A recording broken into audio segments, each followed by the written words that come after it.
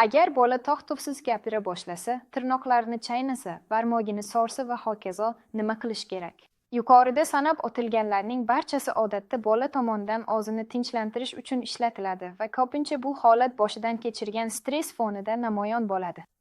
Bunday vaziyatda eng to'g'risi zararli odatning rivojlanishiga aynan nima sabab bo'lganini aniqlashga harakat qilishdir.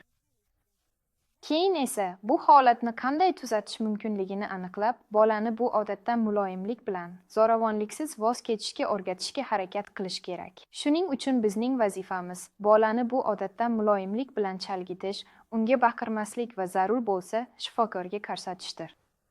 Bolani zararli odatlardan voz kechishga o'rgatish uchun ko'plab mashhur usullar mavjud. Misol uchun, kimdir tirnoqlarini juda achchiq lak bilan bo'yaydi yoki ularga silikon barmoq karyolas qo'yadi. Ammo amalda bu usullar samarasiz. Bolalar lakning achchiq ta'miga tezda o'rganadilar va baribir tirnoqlarini tishlashda davom etadilar.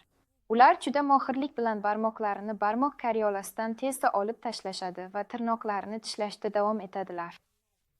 Biroq siz ota-ona sifatida bilishingiz kerakki, tirnoq plastinkasini uzoq vaqt sorish yoki tishlash uning shakliga patologik ta'sir ko'rsatishi mumkin. Shuning uchun bolangiz bilan muloyimlik bilan ishlashda davom eting. Lekin to'xtab gapirish, zaykaniye masalasida hammasi ancha murakkab.